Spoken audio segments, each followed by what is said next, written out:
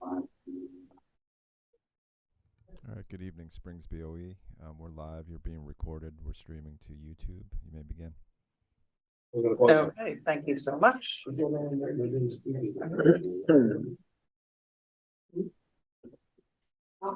I'll explain. Okay, cool.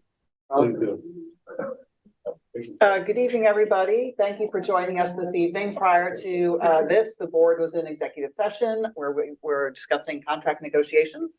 But at this time, I would like to call the meeting to order. Jen, would you do roll call, please? Sure. Barbara Dayton. Here.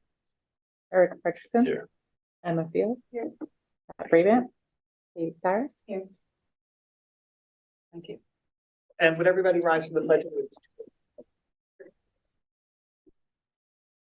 I pledge allegiance to the flag of the United States of America, to the republic for which it stands, one nation, under God, indivisible, with liberty and justice for all. Oh, yes, sorry. At this time, we would like to have a moment of silence for the accident that happened to our fellow school district in Farmingdale, and the if we could have a moment of silence, please.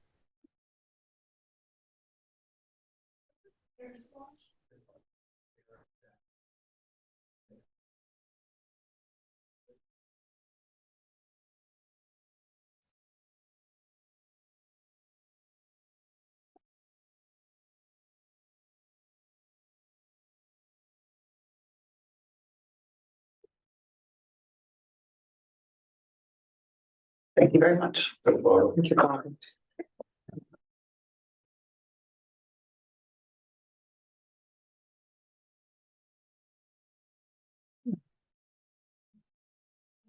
We have this evening was scheduled to be a workshop, but we do have some brief items of business that need to get taken care of. So we'll be starting off with a short regular meeting. Since it is a regular meeting, there will be, we will open with public commentary number one for any items that are on our board business, which is this personnel and finance. So is there anybody with a question for the board at this time? Either here in person or on LTV? Okay, in that case, let's hop right into personnel. Yeah. A is appointing a deputy district clerk, as you can see. Rachel's out tonight and Jen Lester has stepped up, so I'd like to appoint her as the deputy district clerk for the 23-24 school year. B, substitutes. Thank you for putting this on your agenda this evening. The building administration has been very busy trying to recruit substitutes for our classrooms. And you'll see there are 1, 2, 3, 4, 5, 6 individuals. They are not certified teachers at this point. Some have certification from out of state. So they will be working on getting the certification for $135 a day as uncertified subs.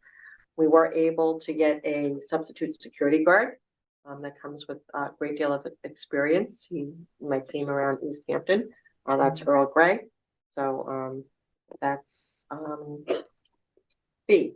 C is sports stipends. Our intramurals was starting up, so I wanted to bring those two forward. That's Victoria Hoffman and Heather Elliston.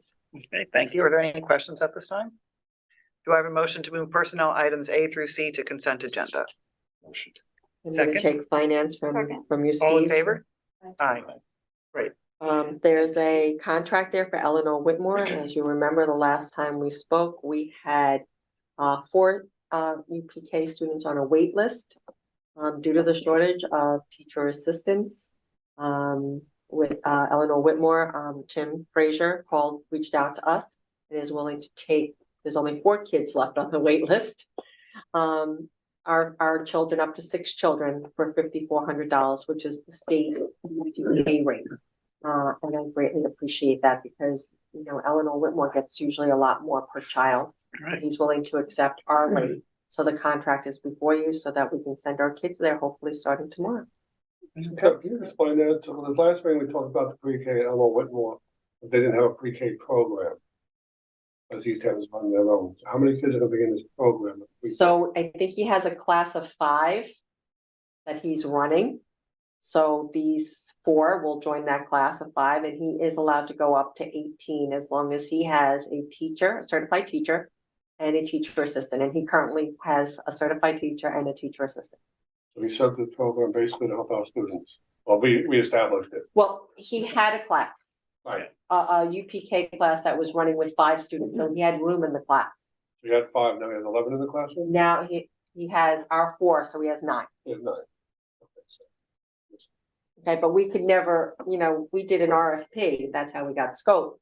And Eleanor Whitmore did bid on it, but it was, much more expensive than scope. So So, they're giving us a discounted rate. correct. Correct. And we appreciate it because, as I said, I'm not gonna put second TAs in the UPK before I have TAs here in the building, so. Oh, thank you. And the money's there. This is still being funded by UPK money. So there's a third pot of money that allows me to pay $5,400 per child. What do you, if we had an increase of students up to 18 total, at least they take up to 18, No, he can only, take up to 10? yeah, well, right now he's got 9, so he can take another 9. They can go up to 18, Yes. and he would be willing to do that at the same rate? I don't know. I didn't have that conversation. This contract is for 6. Right, okay, just another conversation, just because we do have an increase, that's what told. We still have kids on the wait list, right? Well, that's- No, It clears the wait list. Yeah. It's just to clear the wait list that we had going into this school year. That we found out, I guess, that he actually had a very small program there, and he was gracious enough to take the 6 that we had on the waiting list, which is actually 4 now. 4 now. It And changes brought all the his time. little class of 5 to 9, and he took the rate that is funded by our grant, accepting that rate. So this rate that we have through the grant doesn't cost anyone any extra money. That is paying that $5,400 per child that he has now at that school. Correct. And that'll take care of us for this year. And if we had extra students, we have to renegotiate. Right. Right now, this contract that's before you is for 6 children. Right. Okay. So it gives us a little breathing room. Okay. I'm glad they have the program for that.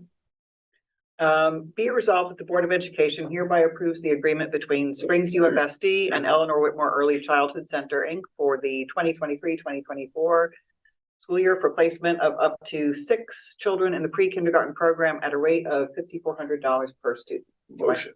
Second, all in favor? Aye. Thank you very much, Eleanor Whitmore and Yes, Tim thank Frazier. Time for public commentary number 2 at this time. This could be about items other than that were on the agenda. Anybody LTV? Anybody here in the audience? No? Okay, great. So I have a motion to adjourn the regular meeting and go into the work session. Motion. Second? In favor? Aye. Thank you so much.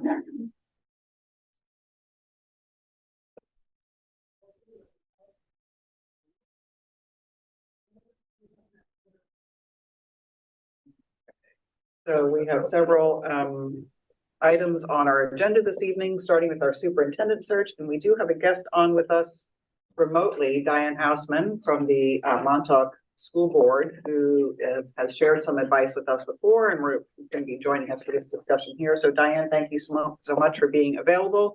I know you've been having a busy evening. No problem. Happy to help. Great, we really appreciate it.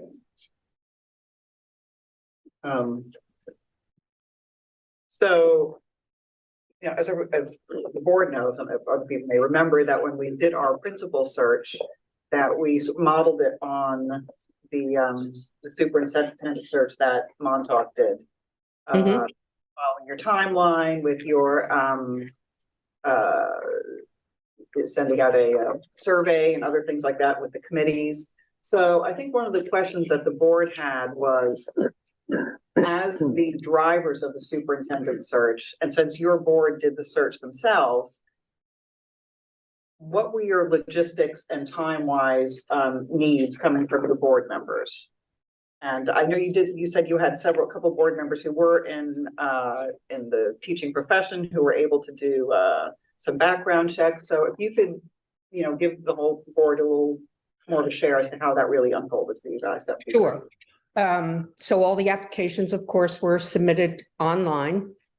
to a Board of Education email address. So we all were able to access the applications on our own timeline, you know, whenever we wanted to. We had about 30 applications. We went through them individually, then we met as a group. And I mean, you could throw out 20 of them, well, 15 of them immediately because of qualifications, that kind of thing. When we came together as a board, after we had reviewed all the applications, we narrowed the field to 10. We then scheduled the 10 interviews. We had 2 teams, a full school board team, and then we had a team of 5 MTA representatives. We did it all day in one day from 8:30 in the morning, I think, till about 6 o'clock that night. It was a PD day for the teachers. They interviewed separately in a separate room. We interviewed in a room after the day was done. We waited till the next day because we were pretty tired. The next day we got together and did an eval of what we had come up with. We came down, we were able to agree immediately on 5 finalists. Once we had the 5 finalists, we then expanded and let me back up and say we started the application process in November. By January, we had a deadline and started the interviews. I think it was January 10th. So then once we got down to the 5 finalists, we had a couple of more teams. We added a community team, which included members from, say, AARP, the fire department, Chamber of Commerce, the library trustees, and 2 high school seniors. That was invaluable, adding them to the process. So they did their interview process. MTA still did another interview process. The board again interviewed the 5 finalists. And then board members met with the community. 2 of us met with the community reps to get their feedback, listen to them, their concerns, you know, ask them for their rankings. Then we narrowed down to 3 after that process. Once we had our 3, brought them back again, board interview, MTA interview, and each of them we have 2 8th grades, each of them went to each of the 8th grade, the 8th grade classes were combined. So they went to the 8th grade and did a Q&A with them. Again, super valuable because the questions the kids asked you were like, oh, some very thoughtful, some like, why do we have to get homework? But, you know, it's 8th grade. So that was really great. And then by that time, we also brought in another team of the current super who did not want to participate in the interview process up until that point. The treasurer and the district clerk. They also met with the 3 finalists. Again, the 3 finalists also again interviewed with the board and the MTA. And then after that was over, the board, the MTA got together, discussed where we were. And then, of course, it was a board final decision. But we were pretty much all on the same page when we got down to our choice. Thank you very much. But, you know, it was not as cumbersome as you think. I think that's what some of you are questioning. And I just came from one of our board meetings. So the board members that were there said they enjoyed the process. They didn't find it overwhelming at all. And it worked. It worked for us. So it really gave us we really had a stake and ownership in our decisions. So Right. So when you decided to do it as a board, had you discussed hiring a firm to do that, which is what we did last time? We had some public discussion and there was like, do we really need to do that? So had that been a thought of yours? It was an extremely very brief discussion. Like I said, two of our board members are teachers, one of whom had hired a firm in their district and didn't feel it was the thing to do. Especially for, Montauk is Montauk. We know we can make our own decisions. And we did. And it was, yeah. I found it very rewarding, to be honest. It was good to get in there and really meet the people. I mean, when you go through we met some of these people 3 and 4 times. So, it was a very worthwhile process in my opinion. Yeah. What kind of advertising did you do? Just the OLS. Okay. Not New York Times, not any kind of. Okay. Nope. No. And with that, we got the 30 applicants. So when you said online, was it just the OLAS? no, just the OLS. Yep. Yeah. And I'm sure some of it was word of mouth, but Okay. expected Jack Perna to retire. So. And did you know LinkedIn or anything like that either? No. And as you had pointed out, Barbara, one of our board members, she did all the background. She did the calls when we got down to, I think we did that for the final 5, I'm pretty sure. Okay. So just the more intense background calls for final 5. Mm-hmm. So the original ones where you were going through them, who was looking at the applications and saying this person is just not qualified? Was that the board themselves, or did you have assistance with that from someone in school? The board themselves, again, having the 2 educators was extremely helpful because they could look and go, there's certifications missing here, that kind of thing. And some people didn't even have certifications. And, that was mind-boggling to me. Why are you wasting our time? But anyway. Okay. All right. So since we don't have an educator on the board, we might need some assistance in that. In terms you might. Yes. Yeah. Yeah. All right. And so you started advertising in November or before that? Okay. November. Yeah. And I believe the deadline was the end of December, probably right before Christmas break. Yeah. And then we did the scheduling basically right after we got back from break. I believe it was January 10th. All right. So it sounds like a very streamlined process in a way. It was. It really was, I have to say. Okay. Were you meeting every week about stuff or just as things came together? Just as things came together, we did the meeting with just the board when we narrowed the field to the 10. And then that was that. Then we began scheduling everything. And basically we let the MTA they were meeting very often. The board, we met a couple of times to, share our questions. We each, that's okay. Sorry. Yeah. We each did like 3 questions that we want to ask. Didn't always use them every time we were in the room, but everybody had 3 standard questions that they were going to ask the interviewee. Remember you're saying? Hmm? Board member had 3 questions? Each board member. Yeah. There's 5 of us. Yep. But, as you get in there and then you start having conversations, a lot of times you don't even need the questions because everything just rolls. Right, sure. So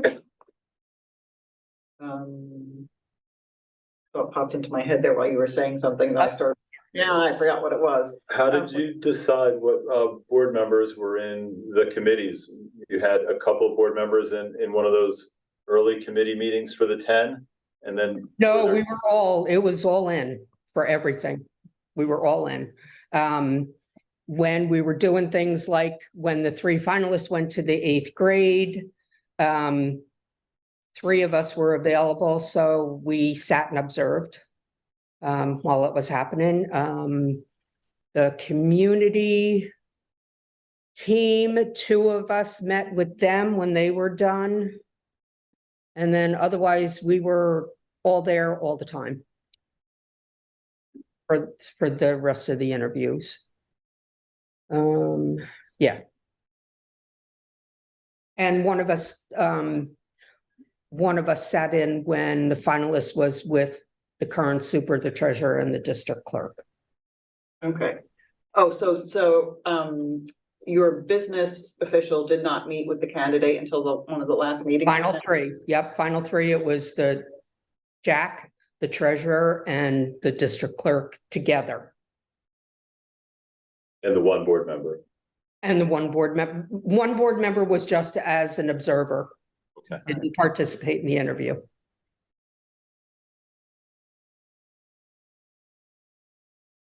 That's very helpful. Thank you so much for Yeah. coming on. You're quite welcome. And anytime, Barbara, you can reach out anytime if there's anything else I missed or a question you forgot.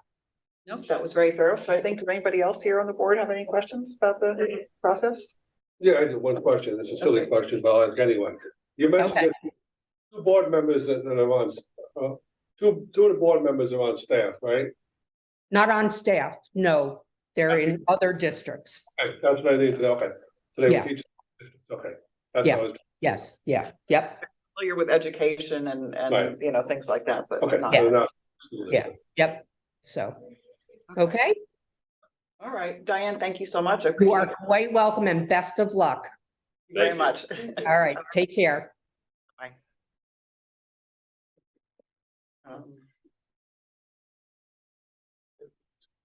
Yeah, I've got going way over here, yeah. So, okay. So in terms of like the things that we were looking at here amongst our papers from before, and I know that they did a survey before for this, which also we sort of used when we were looking for the principal, so. Yes, we did I a forgot to ask survey. her when they sent out the survey, but that, before I November. didn't certainly. give you the survey there. I gave you the principal search timeline and procedures. Right, I gave you some things that I thought would be helpful for the board to wrap their head around as the priorities right, for spring school, because your priorities have changed since 7 years ago. right. And then the profile of the spring school superintendent, what are the personal characteristics, what are the professional background that you're looking for? And then I gave you a tentative timeline that could easily be turned into a PowerPoint presentation. All you have to do is kind of add dates. I did give you some expenses. The New York Times now has an online process, so it's a lot less expensive than the paper. They want about $650 for 4 lines. New York State School Boards Association advertises for 4 weeks for $190, with web hosting another additional $270. Their newsletter reaches 11,000, and that's about $300 for the actual paper that you get electronically and you get in your mailbox. And then they do email blasts for another $550. My association never got back to us. That's the New York State school superintendents. They also, I know, send stuff. Some of the administration associations that are out there, SANES and CAS, when they see an advertisement, they will blast it out free of charge. We looked into using online recruiter like Indeed. Indeed, we have a free subscription for the next 120 days, and that's how we got our substitute teachers. Was through Indeed. Right. There's no downside to Diane said they used OLAS exclusively, but these other, would we just possibly launch all of these simultaneously? Pick, Yeah. right? I would recommend A it. handful of them. Right, yeah, It's not expensive. You're not looking at $5,000 here. no. Well, I know we got our new principal, well, sort of through word of mouth, but I think, we were surprised to have someone coming from so far away, and I think that's certainly an option for us, which is part of, to me, why I think we might want to try some additional advertising other than just OLAS, because you're not on OLAS down there, but somebody was who told you about it, so. Yeah, so me looking, I would have looked at Indeed or Right. through LinkedIn. Okay. And if I didn't have local people who knew the East End, I would have never known that OLAS even existed. So Right. Okay, if we're looking to expand, I would definitely recommend that. okay. And would we do the survey probably just before or at the same time that we begin the advertisement? Is that about when we did that? Yeah, The survey comes first, but essentially yeah, but you don't need the survey. that's independent. I think what you need to come up with, and I didn't give you a sample, is a very short advertisement that speaks to what you're looking for in the next superintendent of spring school. So we probably do the survey, I would say, at least 2 weeks to a month before. The sooner we could do that, the better, because I think that partially informs how we advertise on those mediums, right? I think we should jump on the survey right away. I mean, we have the one that Okay. we used already. It's gonna be pretty much, we're gonna swap out the word, Principal for superintendent, superintendent. principal. Yeah. And I would also, in that survey, and I'll do a draft for you, kind of try to prioritize what people see as the needs for spring school going forward too, because those needs have definitely changed. Right. Is it possible that we could list the position without a very descriptive for the position, and then add that later, just so that we're not waiting for a survey? Well, What are some of the other, like, you're saying that the New York Times, we have four lines for $650. We're not gonna be putting that much of a No, description you in there. can't. You Yeah. more or less have to So- put where you're located. Yeah. And describe the school setting a little bit. It's a unique So that's my situation. It's point. UPK to 8th grade. Do we need to wait? Do we even need to wait to advertise if we're really not putting that much in the description? well, I think we want to figure out when we want responses and when we want to actively start interviewing people. So, or do we want to like hit the ground running like now? It's actually the end of September. Do we want to be putting this ad out like ASAP, which probably we do. Yeah, you've got Doing the survey Southampton. simultaneously. Yeah. I mean, we should be able to have the survey out next week since we have the template. I of will what we've send you done. what we had before, Yeah. and I'll send it in a Google Doc so that you can make I think you changes. actually sent us the survey. Or did you guys get that? Yeah. And I then, sent it already? Yes, All right. we did. Is yeah, it, we It's gonna be can edit making that. some in minor the end, changes. is it possible, I'm not thinking the lines, is because we know that we deal with principal in our positions, they get, she said you had 50% of the applicants weren't certified. They want, can we put, must have certificates for superintendent of the school district, K through 8. It's district certification that you need. The New York State district certification. Well, I mean, you say that, but it doesn't necessarily mean that people are gonna follow that. But yes, I But it think might- we would have to say. Yeah, that, I'm just yes, saying, it might eliminate, Yeah, but if we're Yeah. looking to do, they just did all up. Oh, yeah, they just did Full up. one. right. We do Indeed, then we do New York Times, now we're broadcasting more. There's gonna be more applicants coming in that might Right. be. And on, they're not certified to this job, but they think they are. The word Because superintendent, sometimes they just see superintendent, they can think it's a school, you're like a superintendent of the custodians. Well, The good news is how as succinct as we can be and run that filter we can, but it's always good to have the problem of too many, yeah, then missing a few, and then those are easily eliminated. What we really have to find out is who can we recruit possibly in the school to help us go through that list efficiently to eliminate those who are not qualified. Just based on the need, certifications, those things, quickly, they don't make it to that second round of interviews and we just move on from there. right. Well, this has a list of what's required for superintendent, right? that's in any one of the job descriptions, their certification. Right, but there's a list that we can check off on. You need to decide what you want. Do you want somebody who was a former principal? You want somebody that was a former assistant superintendent? No, that's a decision on the person. I'm saying on position, to fill our position, you have to be certified in New York State. New York District State supervisor. district administration, there's building Right. and there's district, Okay, and what other certifications required to be, that is it? that's it. Well, what are they called? So like if we're looking through, if we're just the ones, say, looking through the applications, we know that, okay, this person has this, and this, and that's, you know. There's correct. two Okay, different, yeah. there's an old certification Mhm. for district Okay. leadership, and then there's a new certification. Get the acronym of it, SSDL, SDL, SDL.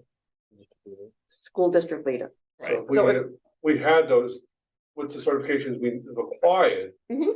Any one of us could look at it and say, well, this, he doesn't have that. Right. Yes.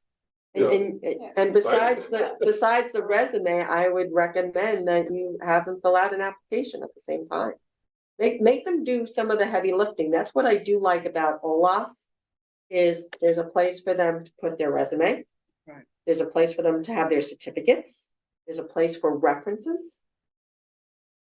You know, I even if you advertise in other places, I would still point them to OLAS to put everything in there.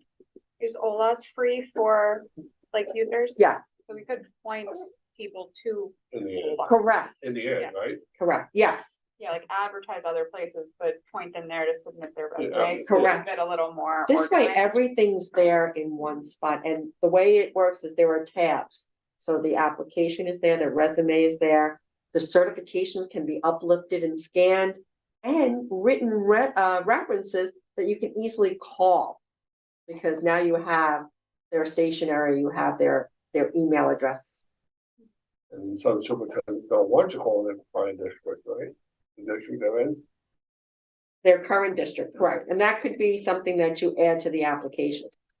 So we got the application. Yeah, But then a part of that process too is as we begin to identify through the survey and our needs for who we want as superintendent, you start looking beyond the mandatory certifications Right. and look at that past experience, whether they were curriculum based, finance based, et Correct. cetera. So that's something that we want to look at our current team and see what gaps are, see what your needs are, you know, in terms of your team at the administrative level and how we can round out that leadership so that you complement each other. So some of it's easy. You check off the certifications, but then you got to look beneath the stone and see, all right, you had 5 years at this district in finance, and then you did this and that. That'll be really helpful to have a keen eye look at that. A keen eye would be too, though, because as you know, I don't know if Deb's gonna help us along this with others. You know, one is we don't know what the level was of superintendent at a school district. Some school districts have 7 superintendents. What was his job? What did you do? You know, Right. One area. I don't know, you know, we can ask those questions. What was your position? Well, I mean, or do we want, is this where, okay, we're not actually hiring a consultant to do this for us, but are we hiring someone to get into that more nitty gritty that maybe we particular board members, you know, don't know just from looking at someone's. Or work with us on it. Or work with, right. Yeah, I would, you know, some suggestion. you have Rich Burns, right, Right. in your Would neighborhood. he be willing to? I think so. Okay. That's all the tax is, you can ask around, you know, people. You're gonna stay on grants. Today with the internet, it's so easy to Google somebody and, you know, oh, that's the school that they work at. That's what they've been, you know, working on the last few years, or this is the project that they were on. It's very easy to that, as well as the negative side. Right, So do we want to follow Montauk's example with resumes in November with a deadline at the end of December, or do we think we should push that up a I little bit? think we should to buy push it up a ourselves little some bit, time? yeah, yeah. Diane said that the application she felt was they did have one, but it was kind of superfluous as all the info was on their resumes. But maybe having them fill out something in particular, and she said she wasn't sure what online portal they use, but she will check with their IT person. Yeah, you can do two things. I'm recommending OLAS just because I can see the tabs Right. and everything can be loaded there. Or you can do as they did in Montauk, send your resume and your letter of interest to this email address, and it would be an email address that Tana would set up and you would all have access to it. Gotcha, okay. is Is that information spoilable? It's going to board members individually. You have to ask that question. It sounds like the OLAS system is more efficient anyway. I like it because everything will, and you're gonna put that, you know, please complete in full. And that's gonna eliminate right then and there. If you have people that don't upload their resume and their certification, you're not gonna entertain it. Some districts look for a file from the college or university to upload.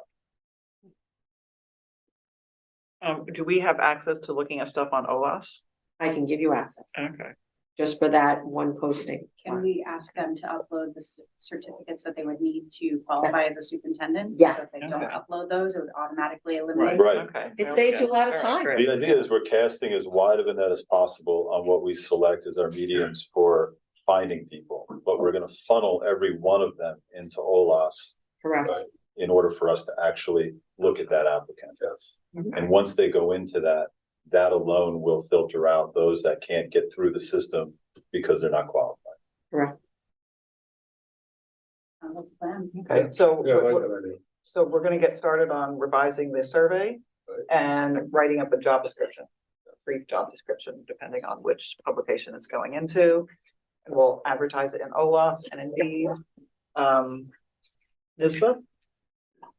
And this way you could do, so we probably would have a couple of different versions of the job description. You know, there's like, I think like Kay was saying, like the New York Times one, you gotta be really maybe succinct on that. NISBA, you can take a half a page out and Correct. list it a little bit more. So I think we have like the banner one, and then we have the sub, you know, the bulleted one, where we could be a little bit more descriptive, and we just have a couple of versions that we put out there. But then ultimately we have OLAS to filter. This early stage, you know, we do, I think, want to cast a pretty wide net, so maybe we don't want to get too specific about what we're looking for in terms of Personality. strengths and weaknesses or finance Oh, versus. yeah, I think some of the ads you're gonna do are gonna be not much more than Superintendent Springs. The NISBA one, you're never gonna get anywhere near that level. You'll get like, we're looking for a superintendent, maybe in the Times, and that location and your contact info, and that's it. And then NISBA, you might be able to get, you know, a couple of bullet points more. It's, no matter what you put out, I think you're not gonna find the real person behind it, but you might be able to get a couple of needs or interest or something maybe to just spark interest. You know, ones might just be like a contact info, we're looking for a superintendent. One, we might just be able to attract a little bit more because we can say a little bit more, but I don't think in any of it, we're gonna. Move Really them learn toward much your about it. website, Right. and Right. you could have something on the website that gives more information as well. That would be even like Yeah. the third. Because one. remember, Springs gets confusing sometimes. We've seen that with some of our state reporting. There's Springs Union, there's Springs Upstate, and the Finger Lakes by another name. So we want to be clear of our website so that when people go looking, they know where they're looking. When do you think we could be in a position to post the job listing? We have to get together and we're gonna write up. Well, let's do some, we'll get a job description written up and passed around and have everybody look at it, and then we can, you know, as soon as we think we're ready to go with that. I would say ideally by mid-October. You had a template, Barbara, that you could work off Yeah, of. we see a Yeah. template, and, you know, if we do, is it hard to do, if you're doing, run the ad and direct them right away to all of them, OLAS, yeah. or direct them right to it. Hmm. You know, from the ad, from the advertisement, and just apply to, you know, respond to the, or, If you look on our website under employment, right, it's we on there, direct everybody to OLAS. right. Everybody who's applying goes to OLAS. It can be linked on any of the mediums, right? You could even Yes. do that in your LinkedIn ad. Yeah, I have a LinkedIn account and I have, the district now has an Indeed account that we're not 120 paying days. for. It's free for 120 days. All right. You got a plan? Not a plan? You got an idea? You need some dates. Yeah. Yeah, we gotta We're put the gonna dates stick to the together. principal Right. timeline. Yeah, when are we looking to hire? You looking to hire in March? Let's work backwards. When are we looking to hire? You hired me in March. So maybe we could push the deadline for applications up to Thanksgiving break instead If of, we is could push that, that would be, yeah, that enough time?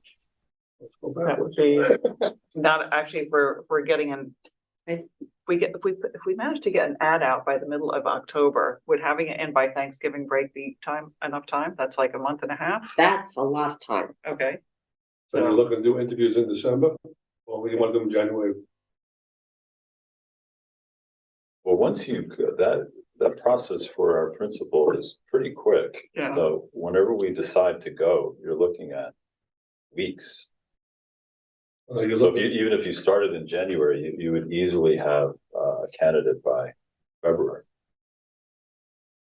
But we know there are other neighboring districts that are gonna be looking for people as well, so, or do we want to be making sure we're doing this sooner? I think so. Well, do you want to go for February hire? And then will we start this, with the new hire start on July 1st, or would you start the new hire in April? Or March? well, I think that would depend on anybody who's, Are you gonna follow the same procedures as Montauk, because you've got different layers there? We did ours kind of simultaneously, if you remember, they went to Yeah, the committees on the same day. it sounded You've yeah, got- I think that was, yeah, You've got a third committee that's after right. the two committees interview. And Yeah. then you've got the meeting with the students, so you're looking right there probably at at least a 3-week I was counting. interview period, at Right. least. no, that makes sense. That's what I was thinking. 3 or 4.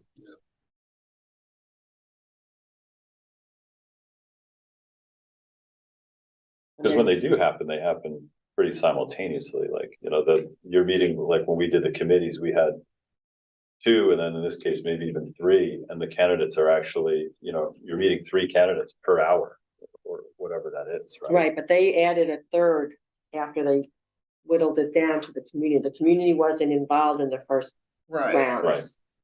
It was just the teachers union and the Right. board.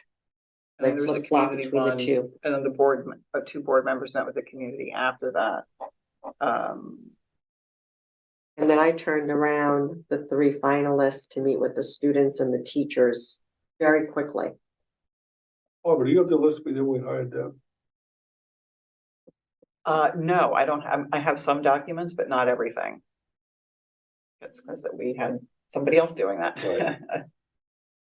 Um, If we look at,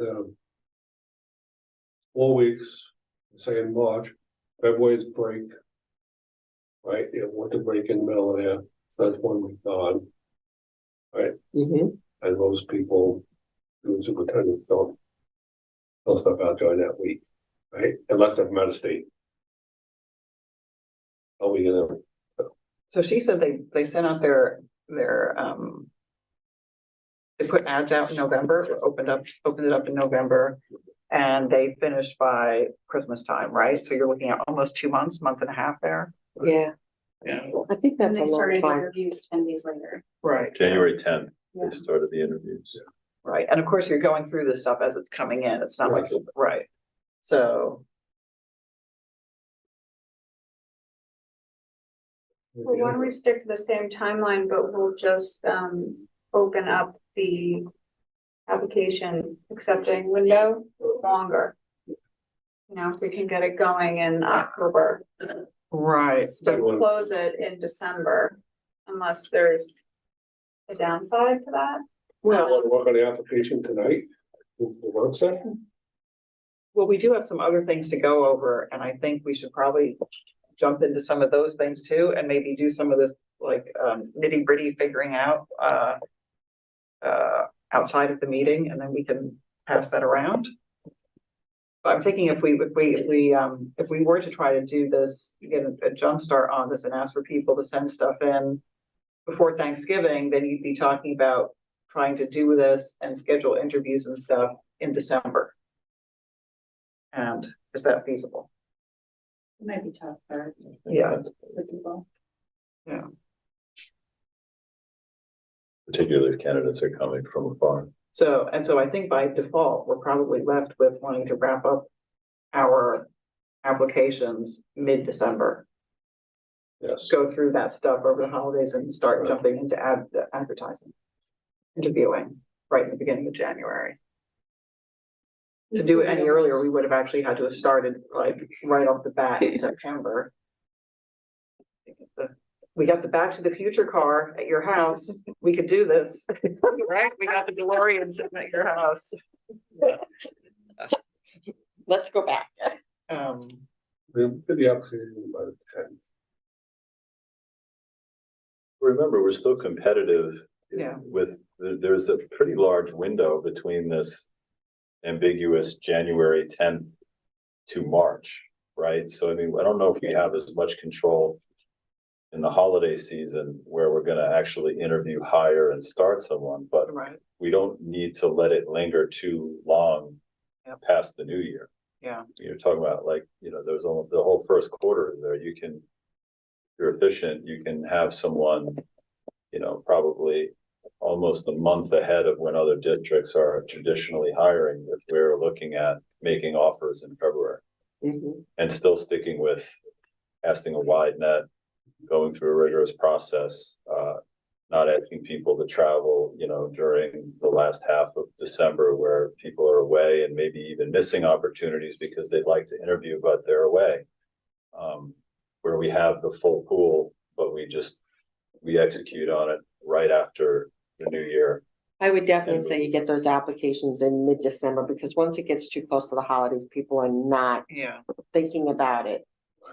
And plus, we want to be going over with them and lining people up to interview right away after the new year. So we need time to do that before the holidays too. Mhm. So post mid-October and the listing mid-December.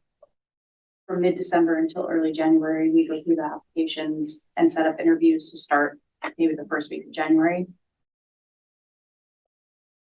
Yeah, right. I mean, right when whatever the break is over, we can Schedule interviews for January. We want applications in by mid or early December, maybe actually. I put mid-December. Because if we are getting together to, Depends when we get the ad out. yeah, yes, okay. So Depends when we get the ad out, what Right. week in December you're gonna want them in by. Well, what about October 15th, December 15th?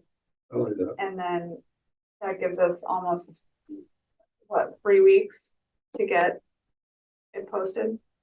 Well, I was thinking more like December 8th, because then there's like a full working week there where we're all getting together and trying to go through all these applications ourselves, or having someone check references, as opposed to that week right before Christmas where it's everybody, It's already enough. especially if we're putting it out there. You only have one board meeting in December too, I think, right?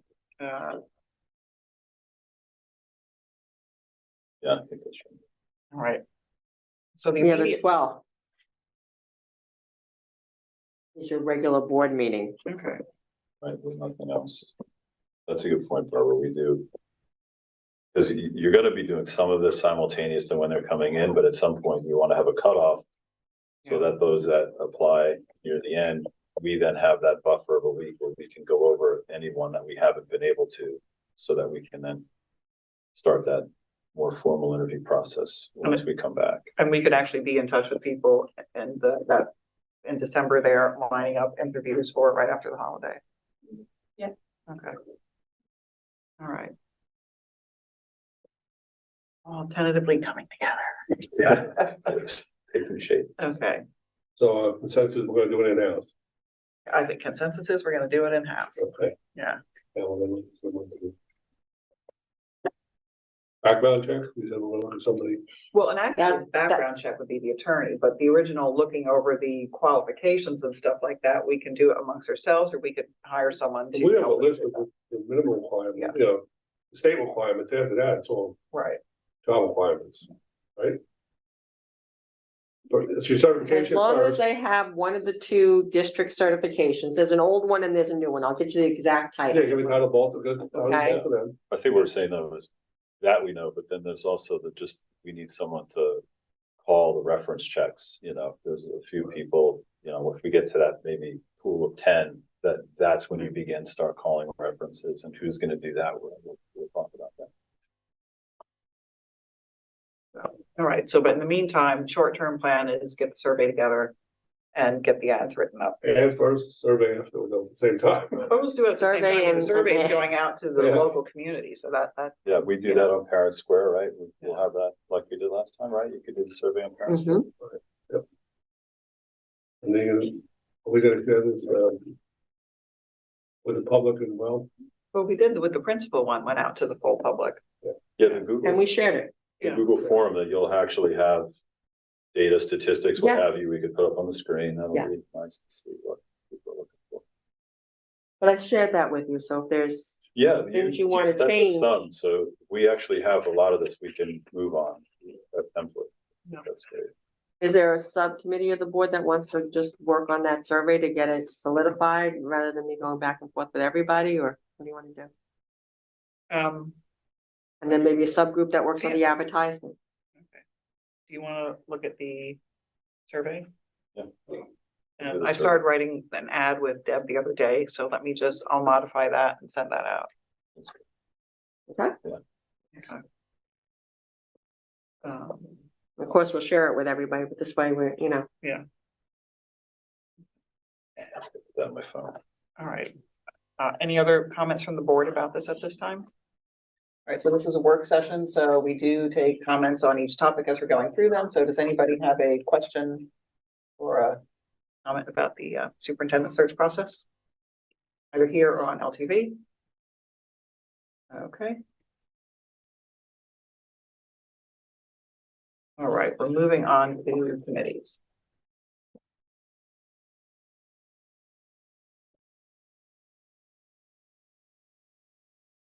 Actually, that's mine. It's just yours. I thought you did this one.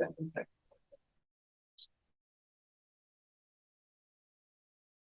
So we approved on the committees. I know we sort of pulled back from that at one of our last meetings because we were unsure of the composition. I think this is where we landed, it still says draft, because you wanted to make some changes to the committee, so we haven't advertised for union members, STA members until we were sure that this is what you want. And basically, the audit committee is done, the technology committee is done, the policy committee, we have representation from the STA, Christine Lamond is there. Barbara, you were staying on that as a board member? Yes. The guidance advisory, we can add Lauren Setson to that now, because we have a person that oversees guidance. Communications committee. Barbara, you stepped down, so we still have two Yes. board members on that. Yeah, you lost the description for the wellness committee. It's on the back? Oh, sorry. Thank you. Health and safety and facilities was a change that you made. Right. And then shared decision making. The wellness committee is at the bottom, that's right. Wellness committee is at the bottom. Do we have, is there an administrator willing to do the wellness committee? I know that when we talk like that, was like helpful to have someone on there. Eric, is that you or is that No, I mean, any, Jessica? no, not.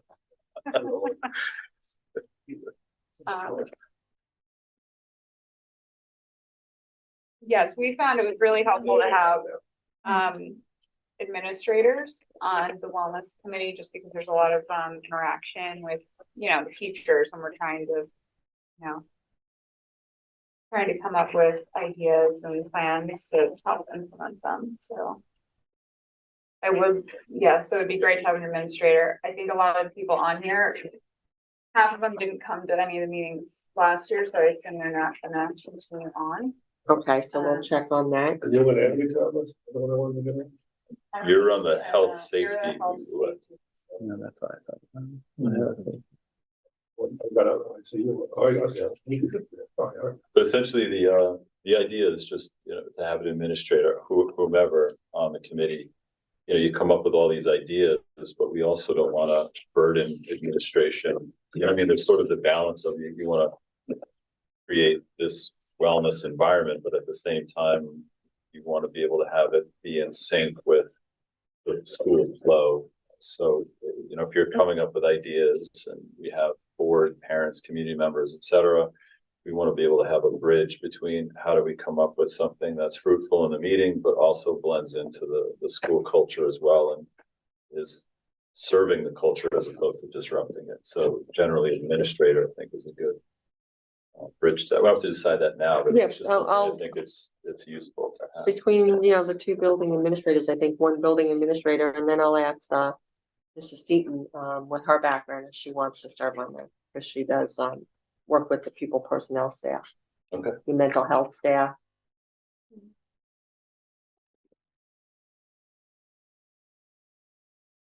Is there something listed for wellness in the health committee? Because what I have online here, it's the same page over and over. Yeah. And Yeah, there is something in the attachment, yeah. Okay, It's sort of. okay, yeah, online, it's not there, so, okay, there we go, right. And the new committee, Barbara, that we need to advertise for is the Advocacy Legislative Finance Committee. Right. And you're gonna need an administrator on there as well, I would think. Okay.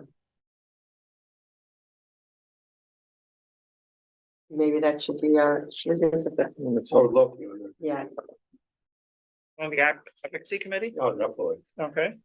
Oh, wait, there's me and Emma on there already. Okay, so. Okay. Oh, that's the Reach new out one, right? to the, advisory committee. Deb, you're on that committee. yes. Okay. They're working on, the group there, kind of. Yeah. Consolidation. I'll reach out to them. That would be a good committee for them to be on. Wait, so it's now advocacy, legislative and finance? Is that where we landed? We were, it was advocacy and development, I think what we were going with, but basically we want to cover funding and legislative work. Or how do you want You're that just saying, committee to like, part of read? that could actually be in the description, but the name of it. Yeah, More it's consolidated. yeah, advocacy and development. So, Do you want to change that title yes, to Advocacy and development. Development? Does the description still work, Barbara?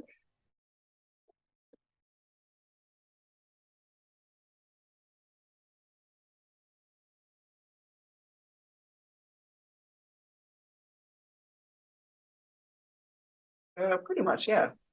Okay, Mhm.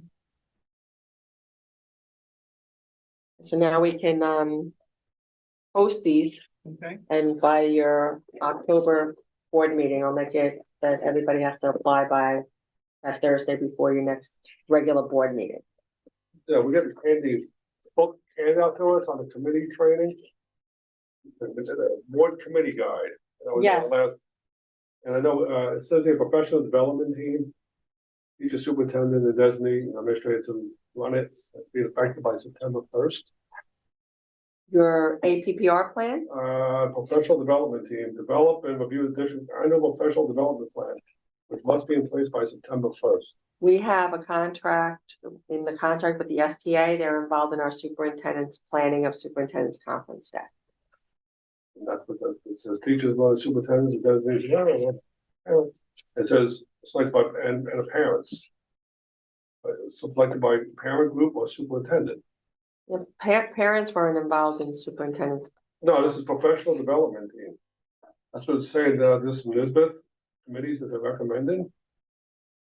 I just know what we have here. Yeah. and Right. I mean, there's But a it does say mandatory it has to be in place by September 1st, so it's almost on. but we've never had that committee. I And know so we- is that a recommended or is that a mandatory committee? It sounds like it's mandatory if to say it must be in Well- place by September 1st.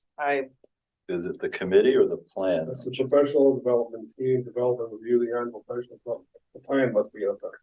That's the APPR plan, right? Yeah, And so- that's what I'm Yeah. thinking. Okay. That's what I'm thinking, and that comes up every time your contract comes up, so that will come up with the teacher's contract, Look, it's called- which is up at the end of Involved. 2024.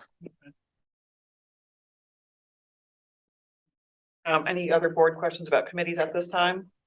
How are we, getting the word out there that we're looking for members.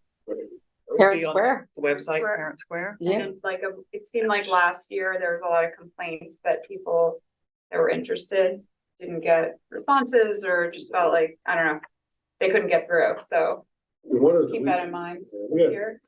There was an address for people to email, I believe. They were emailing Julie, which would be Rachel. Rachel this year, I'll set up a new email. Okay. Yeah, Rachel could set up, once we get the committees together, we'll reorganize the committee emails. They'll all be CC'd together. So wellness committee will have one, advocacy and development, et cetera. And your committees work best in the during the day. We did, the two committees I was on, we met on Tuesdays that we didn't have board meetings. And we always concluded by about an hour-long meeting, What time did you meet? 4 o'clock, Mhm. give or take a little bit. Sometimes we went till 6. Sometimes they went to, well, when we were doing the website, for sure, Yeah. that was a very demanding committee. But I think when we were talking, like, especially when staff was involved, it was kind of bridging the parents and community, where the closer we could get for them to 5, the better, but for teachers, the closer we could get to 4, so they didn't have to, you know, there were times that we'd have people meeting at home or in a car. Yeah. If we would pull over on the side of the road. But yeah, so we could balance that somehow, but yeah, 4-ish seemed to be a good committee. Well, for policy us. committee happened during the day usually, and so health and safety, the one more involved in facilities, is probably gonna happen during the day. Yeah, the time we had no. Staff is here. Yeah, staff is here. Yeah. We did have a participation not there. But people,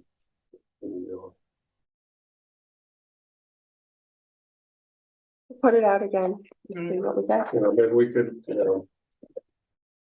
if maybe we could put it in, if we decided, let's do the meetings at 4 o'clock, we could advertise the time, that's what, Oh, okay. like, instead of parents, what am I meeting, what night am I meeting, what am I doing it? And if there's 6 committees, we'll figure out which night works best. Right. Right, and we did discuss maybe this year having it more out, put the dates in it more in advance, as opposed to like a meeting decision every time we meet. Maybe that would be Right. helpful, I think, if it's calendared out for them. It's gonna be hard to put a calendar together until you get your committee, Well, yeah, you get the But, first yeah, committee, you but get the then, committee yeah, meeting, then put the calendar, then Right. create the calendar as your right, point you see first what kind of meeting. consensus you can Yeah. get or something. I don't know what day you want to have our first meeting, or what are you talking about? Let's figure out who's signing up. Well, I think you already have that, right? No, we're actually gonna advertise now for committees by putting it on Parent Square and seeing who else signs up, and then we should get going with first meetings. First week in November, first, Mhm. midweek in October, you want the responses back? 2 weeks? Yeah, like Well, at that mid-October. point, maybe we should add like, because there's some that meet 4 times a year, there's some that meet 2, Right. but like wellness, I know would like to try and meet once a month, right? So Right. maybe just putting that expectation in it, to not have a specific calendar at this point. Well, it says it on there, right? Oh, yeah. 4 times a year wellness says, you want it once a month? Monthly, Yeah, monthly, You want to change that, right? because the health and safety, that's mandatory 4 times a year. That's the minimum.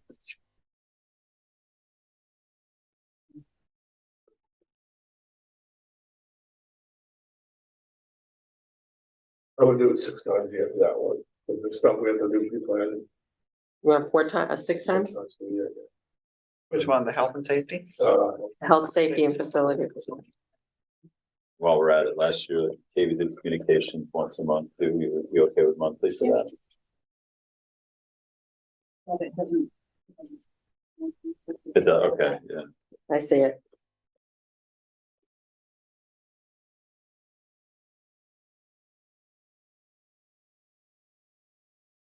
You all set with that? Anybody have any questions or comments about committees? Yes, please. I just got a question about the shared decision-making committee. Why that is no longer part of the committees. There was a lot of time and effort that was put into discussing curriculum and just why that committee is no longer there. It's there. It is Oh, there. yeah, yeah. Yeah, Oh, I didn't see it. that's a mandatory committee. Oh, okay, sorry.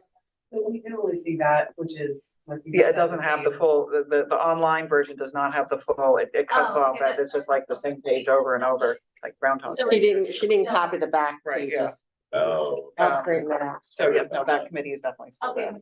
thank you. Yeah. Check back on this link later and have it, do you see the updated version? Is that something we can expect? Yes, can Okay. we? I can photocopy it and change Put it. it up there, okay, Yeah. great, thank Thank you, you. Sorry about that. that's all right. But you gotta give me time because I'm gonna make the corrections before I put it back. Yes, won't be this evening, will be up in the near future.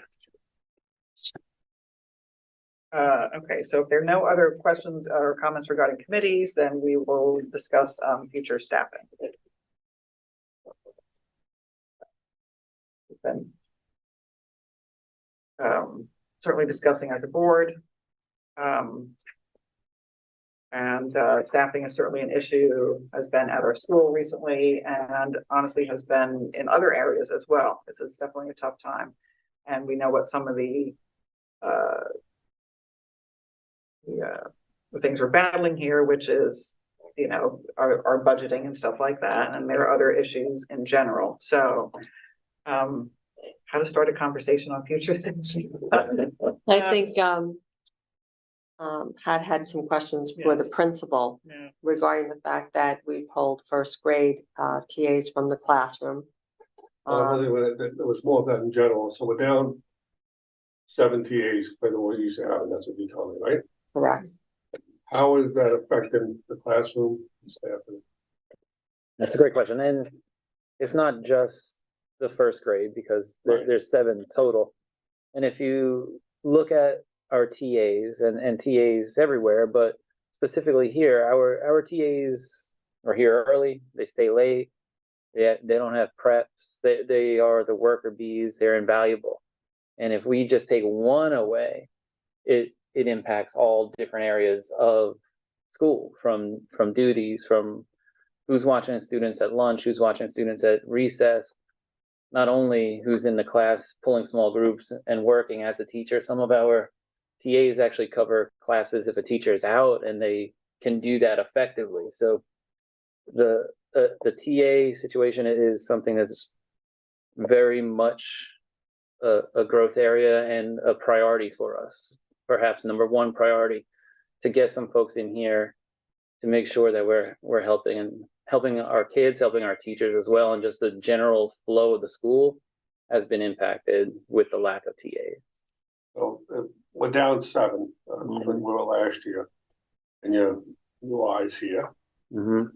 Is 7 enough to fill, or you think we need more? The more the merrier, obviously. I'm like, 10, 15, 25, I'm like, if you had to put a number on number of TAs you would recommend us to have. I would start with the 7, but it's something where we have to see the law of diminishing returns, right? We add, and the adding of it is great up to a certain point, and then the impact will diminish eventually. But if we look at the ones absolutely we need those 7, and we need those 7 a month ago.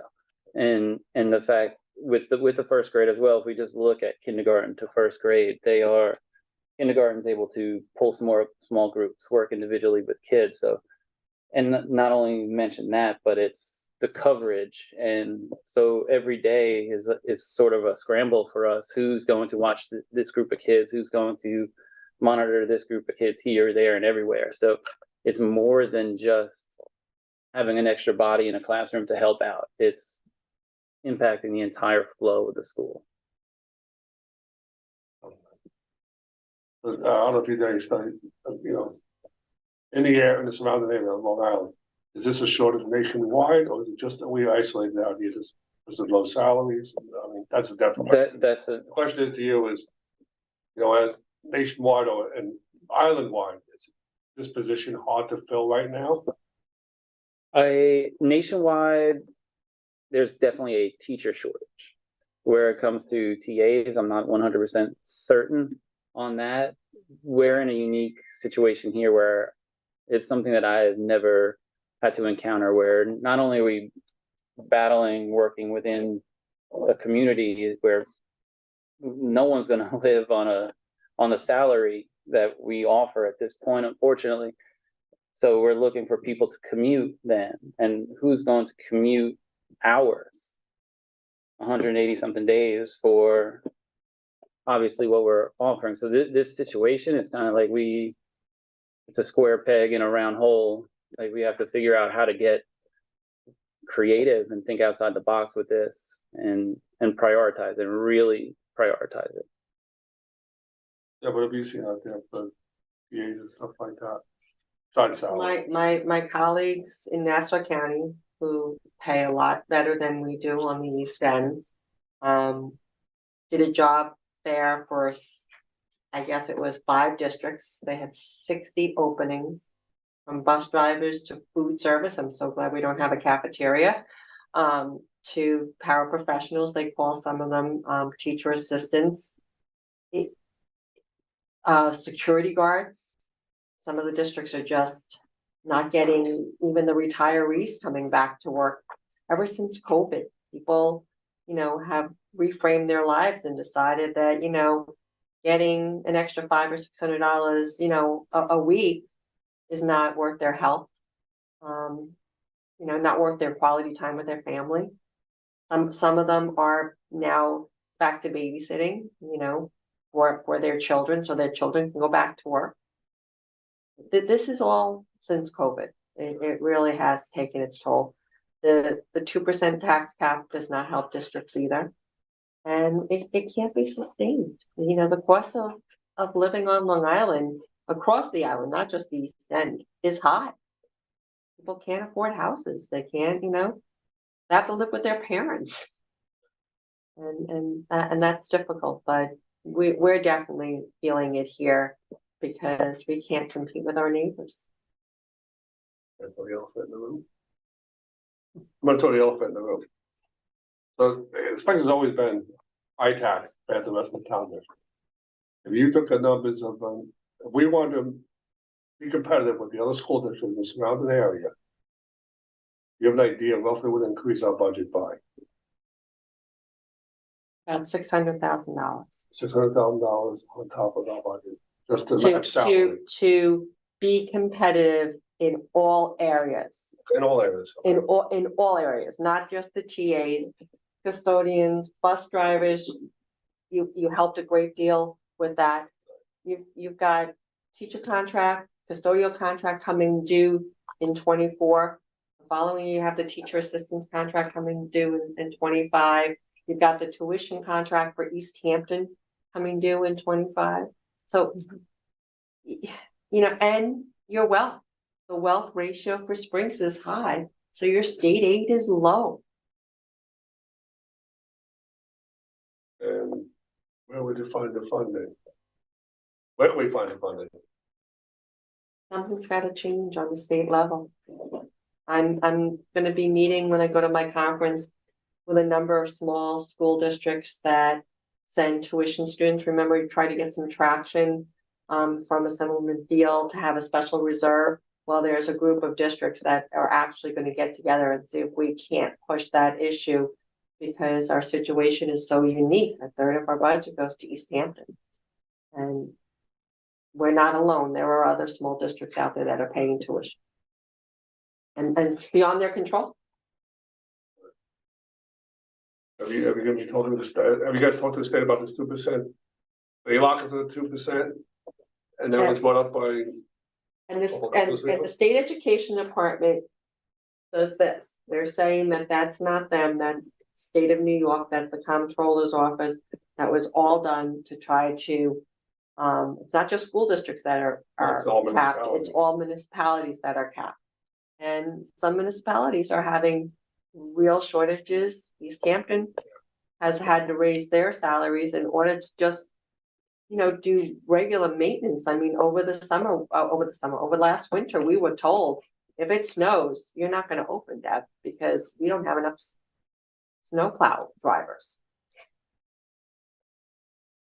No, it's not just here, and it is the lower paid that they can't seem to recruit for jobs. I mean, when you have certain places paying $25 an hour that used to pay minimum wage, because they need workers. You know, and minimum wage is supposed to go up to $15 in January.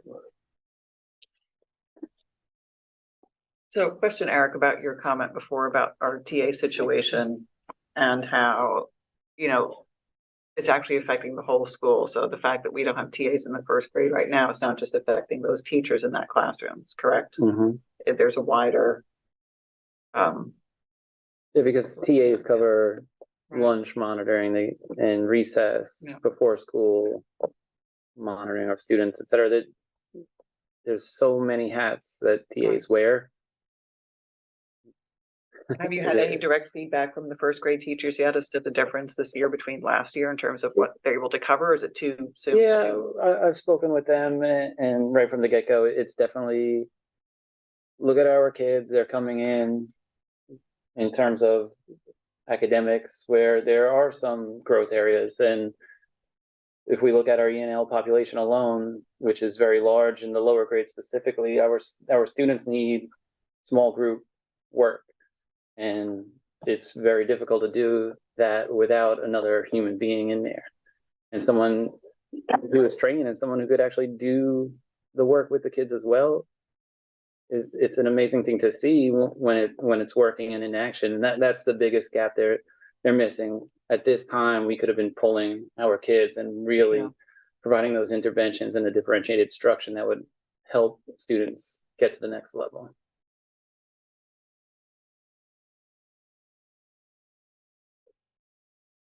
Yeah, I know back when my son was in first grade, they had parent volunteers come in to help during reading and writing. That's not really a viable option long term. That's, you know, and so when we finally brought TAs into the first grade classrooms, that was what, like 10 or more years ago, maybe? Yeah. So I think that, I mean, it's definitely very needed. So the fact that we don't have them there right now is not good. What about substitutes? I know you're bringing the substitutes work from TAs, but how's your substitute pool going? I know we just hired 5 on. I asked you for this special meeting to not wait until the next meeting, even though I'm allowed to hire people, I can't pay people until the board approves the individuals. These individuals right now will be making more as substitutes at $135 a day. And we work them, they don't get a prep, they only get lunch. If they work 6 hours, they're entitled to lunch. But there's no incentive for them to go get their TA certification, take the test, go all the way up to, I think the closest place is Riverhead these days. It's not in Spanish. So, you know, a Spanish speaking native has struggled with the English test to take it. And it's expensive. Every time they have to take the test again, they have to pay. And they have to pay for fingerprint. Fingerprinting is $110 now. Before anybody walks into the school to work, they need to be fingerprinted. Will you reimburse the fingerprint once we hire them? I can look into that, Pat. There have been some districts that have put it a bill for them. Especially like in food service, like they have a threshold. If a person's not gonna make that much money, they will. I remember paying for food service workers in another district. But I can ask the attorney about that. So between the TA and the substitute, right? I'm not saying they're both probably doing a great job. What do you get more out of a TA who's probably in the classroom every day, you know, they're there? Or a substitute that you don't know what's gonna show up that day? Absolutely, a TA. I mean, we've got special ed covered right now. If we were to be audited, we have the bodies, but you know, that teacher is concerned, is that body going to be the body that's going to be there the rest of the year with that child? Because that continuity is so important. Those routines are so important. And we've been pretty good at trying to be consistent in those rooms as much as we can. We're not pulling them out of that room every day. If a child is out sick and we can pull that person, we will. But the state requires, if you have a 12-1-1, that you maintain that ratio. Plus, if the child has a 1-to-1 on their IEP, you have to maintain that as well. And the UPK required teacher assistants for every 18 students that required it. Look, in 7 years, I've never had to pull first grade TAs, ever, What other TAs will pull out besides first grade? just first grade. Just first grade. But we lost TAs. But there were 7 TAs in first grade? No, So we- you're down 7, so where so I'm trying to- special ed. Remember, one of the things that attracted me to Springs was your diversity, but also your special education program. Because the nearest BOCES placement is West Hampton Beach, we service a lot of kids in this district in special ed classes with really trained professional teachers that all they need is these extra hands, and they can meet the needs of these children right here in their home school district with their peers. And they do a phenomenal job. They include them in regular ed when they can. They move them out, whether it's math or science, phys ed, art, music, and our kids are accepted. But that comes with a lot of work, and a lot of hands. And it saves the district money, besides educating those kids close to home and not putting these kids on a bus to West Hampton Beach every day. You recommended raise the salary TAs to help to get the TAs, help for the classrooms, Absolutely, raise salary. absolutely. In the meantime, Barbara had mentioned the parent program when your son was here. Is that something that we would be interested in implementing just to bridge the gap? Having parent volunteers and help with reading is I great. think that would have to be negotiated. I mean, back then you didn't have to get fingerprinted to come into school. It's a different scenario. I needed to get fingerprinted to come work here because I was grandfathered in my old job. So a parent now has to be fingerprinted to work in the classroom? If you're volunteer? if you're volunteering in the classroom, I think you have to, yeah. In a On a form. regular Yeah, basis. yeah. On On a a reg- formal basis, Yeah. on a regular basis. Yeah. on a daily basis. Yeah. And even your Project Most, they're all fingerprinted. Yeah, no. You know, did Project Most reimburse? I don't think they did. And that was a hard thing though, to be on my fingerprint. So it was in Southampton, but the woman wasn't always there. So you drive there and she decided not to work those hours and you have to go back. Now you have to do the driving, because it was all the drive. This is the captain. Yeah, no, it's tough though, so we need to, yeah, so. I'll ask the attorney about the fingerprinting. I mean, Is there any way we can help them out, because if there's a low skill, low paying job, you're gonna spend a day's pay to get fingerprinted, can they afford that? It's $110, right? yeah, it keeps going up. Then you go for gas and then come by one. Well, hopefully you just do it on the way that you want. Yeah, like be boundaries. You don't get the boundaries, you get anything else. That's a tough one. And you talk about bus drivers. How is our buses doing now with drivers and I said we always could use another driver. We could always use substitute drivers.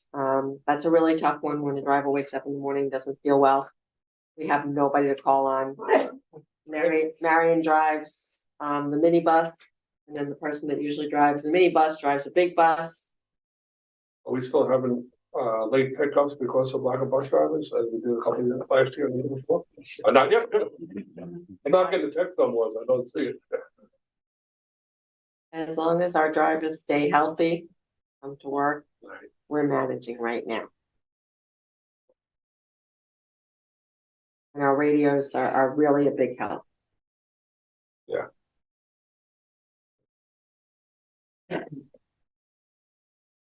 Thanks, Evan.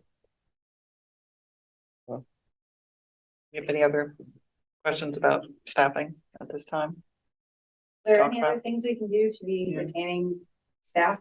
Obviously, pay, being competitive with other districts is a big point of headache for us, but are there any other issues that are coming up that could be resolved to maybe make it a more friendly working environment? Or any other staff complaints that could be addressed? I think, knowing your staff and knowing who has, family obligations or family situations that come up and reaching out and just, letting them take care of their family, at a difficult time. And you need to state that to them so that they know that it's okay to take care of their family at this time and we'll manage, somehow we'll manage. So it's important. So flexibility. And our teachers who are stuck in traffic in the morning know to call.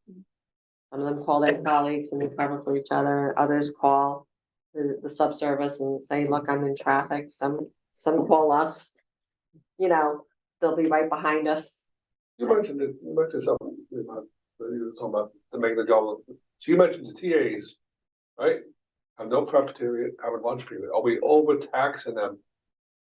The lowest paid, are we overtaxing? Do you think 7 is short then? You know what I'm saying? If you're saying they got no prep period, they get a lunch period, they're probably working lunch period, they're probably not sitting down.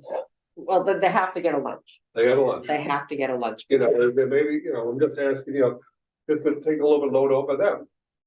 We do with us, we do with all the other staff, they get breaks and all that sort of thing, right?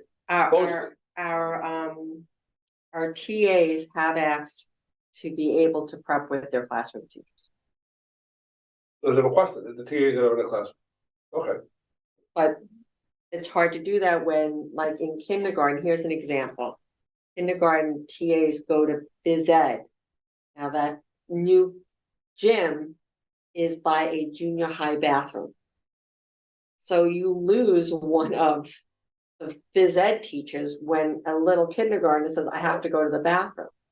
If, you know, if that TA is prepping with the teacher during that time, then that phys ed teacher doesn't have someone to take that first grader to the bathroom in the junior high wing. So is it possible to fill that position by somebody else? Not here. Bodies. You need bodies, you need Bodies. bodies, but we're looking at numbers and looking at, you know, let's look at the real, what really works. Because that might be sold to them, I was going to work 7 hours straight. You know, I don't get that break, you don't know. It's exhausting, you know that, you know. Pat, if we could have people that come in here and they say, I can only work 3 days, we would work with Well, them. that's what so these are what we're doing about flexibility. Are we advertising that? We put it out that way. And can we figure a way to do that? Think it outside the box, if the old method's not working. I Besides- could try to advertise it that way, but when the principal, assistant principal meets with staff for a possible job, we're open. If someone says, well, you know, I can't be here till 9. Well, do you know we have early drop off? Oh, no, I didn't know that. Oh, that would help with this kid, but it won't help with that kid because he's in pre-K. You know, like our pre-K, we have early drop off for our pre-K. And it was mainly for staff that were here. Well, yeah, Deborah, I've been here 20 years. I just heard that. About the flexibility you have there. So I'm assuming I'm not the only parent out there that doesn't know that, or another our little boy job doesn't know that.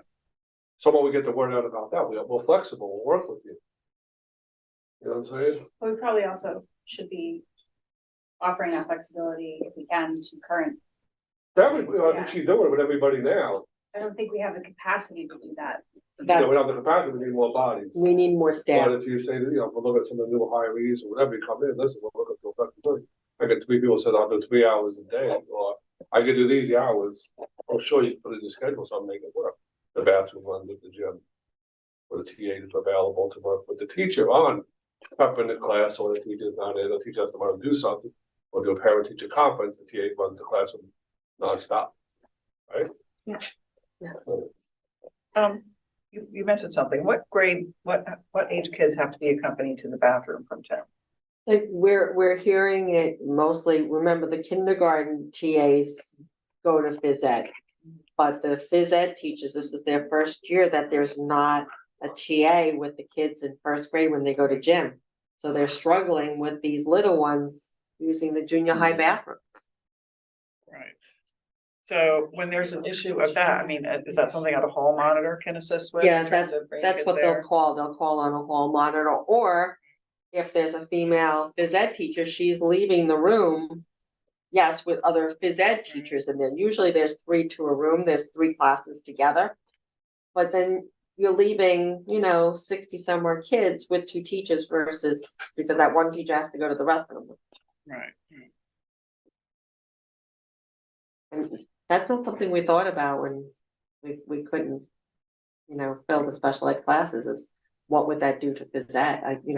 That just came to our attention just recently. Well, this is back to the point how the lack of TAs is affecting everything. Right. Yeah, the entire flow. It's a call line, right? What's They're that? always waiting on call line at the A's.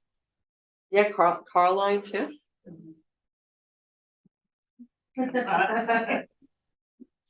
Sorry. So as we look at the bottom line of the issue, I think it needs to be factored in. If we're able to make a push, we make some decisions on what we need to do to hire more in that package. We also need to know that if we hire 7, what other retention tools can we put in place once our numbers are up? Plan for as close to an ideal situation we can. So it's our responsibility to address this and make this a very high priority. And then, God willing, as we get applicants and they're qualified and we can hire them, that on the back end of that process, how can we install those various outside the box techniques like we were talking about, the flexibility, how we can move around, to what extent can we meet halfway and make it a more tenable situation. Especially for the staff who've been holding down the fort, Right. in addition to new hires. Right. Yes. Yes, like as they're coming in this, it's really looking at it with a new lens, the entire group as a whole. Because right now we're working at, basically it's thin ice and everyone is, so it can't just be for new people as it comes in and we find a way to structure it. And I'm sure you already have ideas, like it's just a matter of getting people in, but obviously addressing those that have stuck with us and worked so hard that we can create as functional and efficient a system as we can for that. Right now, this isn't the system that we want to lead with. It's not working. We're surviving, and now we need to change it. But on the same token, if we can't get the 7, we have to have a plan in place to make it work. And we know it's, it's going broken. You know it's broken, we gotta try to fix it. But you might not find that help. In Nassau County, you can't find employees in the town every other block. There's 50,000 people living in one town. We're isolated out here. You know what I mean? I think people are just moving positions. There's not people filling positions. You know what I mean? So the question is, if we can't get more staff, how do we have to make adjustments? We have to make in order adjustments to make it work, which is all, and that's something I think we really have to work on, because it might not be there. If you look at the school, when you look at who's being hired and what's being hired, it's not new people taking those jobs, they're moving positions. You know what I mean? So You're right. I mean, you might not be able to fill those positions, so we have to have a plan in place of how it's gonna work without them. That's the hard part. I think we lead with the absolute best scenario, addressing everything that we spoke of tonight, and certainly as hopefully a distant plan B, that if we find that there's just no one showing up for the interview process, that while that's happening, we make assessments and see how else we can serve the school with the need that the TAs are functioning. But if it's not in that capacity, we still can't continue like that. We'll have to figure out another way. Right now I'd like to focus all the attention on the absolute best plan A as possible and not back into it. But to that point, there is Hope for the best, plan for the worst. Yeah, I mean, there is the reality that, hopefully what we put forward is an attractive scenario that we can. Springs has always been creative. You're one of the few districts that has full-time bus drivers, and you did that to offer benefits. But those bus drivers also serve for lunch and recess students. Right, that's right. So that was there to try to help cover. And when the pandemic hit and other districts were scrambling to do lunch duty in classrooms, they couldn't find the staff either. But we had the staff to cover lunch duties, and they came mainly from our teacher assistants, yes, our hall monitors, our substitutes, our bus drivers. So, you've done a lot for a small school with your financial situation. I mean, TAs and first in kindergarten is something that doesn't happen in other school districts, but we know the importance here. And we know what it's done for early drop off, but who has early drop off without paying for it, you know? Those women opening car doors and putting kids in, that doesn't happen everywhere. It's something that is special to Springs, and yet I wouldn't recommend doing anything different. It's just getting people to realize that this is a great place to work. It works with your hours. You have been very flexible with your clerical staff. They all have summer hours now. I've told all of them, you need to take lunch because Department of Labor says you have to after 6 hours. But if you want to come in early and you want to leave early, because these kids are sitting on the floor in their parents, behind their parents' desk, you know? So they're being flexible with us and we're being flexible with them. And truthfully, those are our best employees, are parents of our kids that want to be here when their kids are here and want the same holidays off and same vacation schedules off. And this board has supported that. Our schools are closed during the breaks. You don't have any clerical staff here during the breaks. In other school districts, there's clerical staff manning the school district, but you've done that to accommodate our working parents.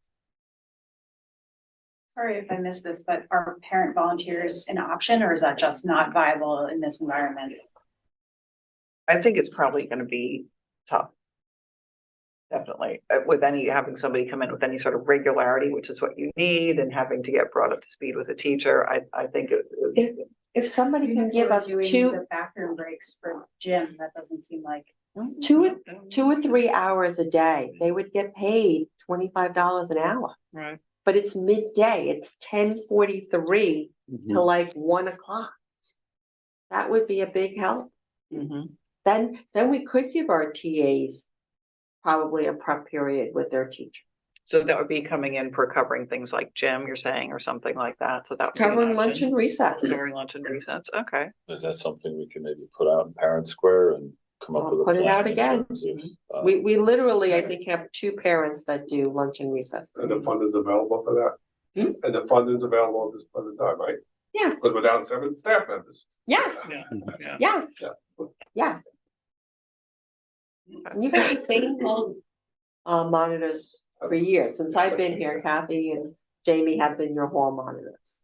And I think any relief that we can give our current staff and in particular TAs now, rather than waiting to hire Yeah. new people, should be our priority as well.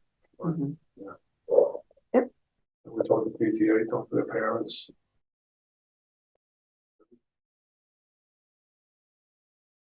I'll recruit during the book fair. There you go. That's how we got 2 of our clericals was from. Right, yeah, you there. have to, you know, it's tough to live out, it's expensive. I'm having a hard time in my business finding new help. There's some help out there. Same thing. We do have another topic to go over, and I do want to open this up for public Go ahead. comment if we're done at the board. So does anybody here in the audience or LTV have a comment or question regarding the staffing issues that we've been talking about? I can comment. Yeah, come on up. Really? Yeah, sorry. Come on, introduce yourself at the microphone. David Senna, Yep. parent and TA. I just wanted to comment on saying that the assistants go to the specials, because currently our schedules, I'm a kindergarten assistant, there's only 3 gen ed assistants. We all have to do lunch duties. Those happen to be 4th and 6th period. And our teachers take their lunch 5th. So we are in lunch duties 4th, 5th, and 6th every day. I haven't been to a special in 2 years. And so when kids have to go to the bathroom, the teachers have to figure it out, because I don't make the scheduling. I'm told where to go. I'm in a 6th grade classroom, Okay. 4th periods. And I also take my own lunch at some point during the day. Right. A lot of the assistants are here, some at 6:30 till 5:30 at night. They're asked to come in to chaperone everything, games, dances, Special Olympics, you know. We're the ones that are called, and there are 10 of us. We are carrying the burden of 8. There used to be, 3 years ago, 4 sections in first and kindergarten. I don't know how many years ago, but it happened, Yeah, and we got sure. smaller and smaller. So that means we were down to 6, but those 6 were then expected to cover all the duties, because we didn't always have bus drivers. and parent volunteers those hours. That was pretty much what, I just wanted to make Right. sure that you knew that we weren't actually going to those specials. You're actually. Right. There's only 3 of us. Right. We can't have these specials. We're doing covering the entire school. Right, You know, I'm in a junior high classroom. right, I do 2 teachers in my own classroom and I give a 1-to-1 their lunch right. every day. Okay, And then I'm there for 2 or 3 academic periods and get my own lunch. okay. Thank you for clarifying. sharing. Yeah. Yeah. Hi, come on up. Hi guys, good evening. Good. Carla Desiderio, been here 18 years, mostly special ed, juggling, many hats, as my friend Marissa has said.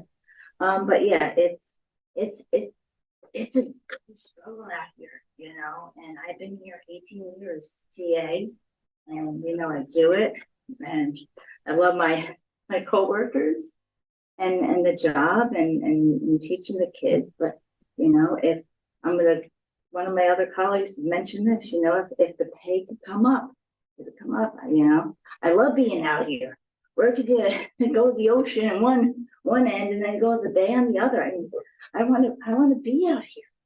I want to stay out here, but pay could come up, it would help. It would help getting good staff, like my other colleagues, and they're great. So I don't need to get all choked up, but yeah, that's just my rant.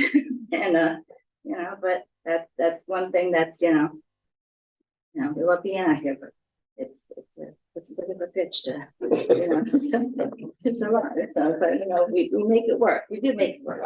That's why I love being here, and I love being at Springs, and it's a great place. So Thank you. Thank you. We know Thank you you guys very make much. it work. Yeah, We we have. really appreciate it. Thank you. Yes. Hello. My name is Marguerite Doyle, and I'm also a TA in Spring School. I was one of the first grade TAs that was pulled from first grade this year, and I was put in a special ed program. I was a parent originally who started doing recess monitoring. This is a wonderful school to work in, and I love the job. It's very hard. I start here at 7 in the morning. I greet the kids now off the buses. I do the monitoring of the children who come in at 7:30. We are so low staffed on those playgrounds. We used to have 4. We used to have 4 on Caroline. We used to have 4 on the playground. We now have 2 on the playground and 2 Caroline. We're so stretched.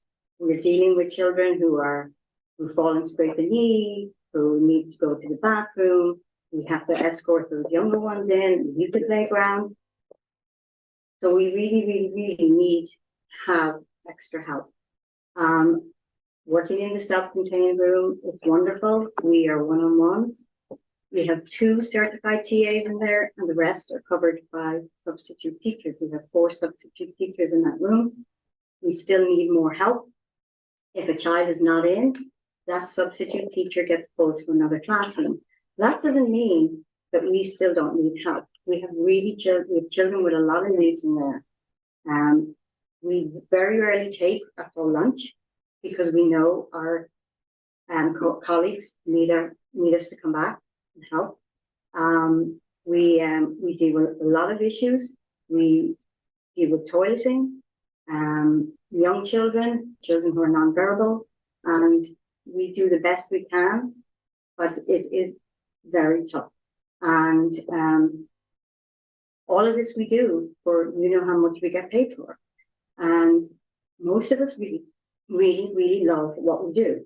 And that's why we're staying. But it's heartbreaking for a lot of us to see what's going on. And I just wanted to voice my concerns about a lot of things. And also just to tell you that, we all love what we do. And we wouldn't be here if we didn't all love what we do. So it's really saddening to us to see what's happening to us. And thank you for your time. Thank you. Thank you. Great.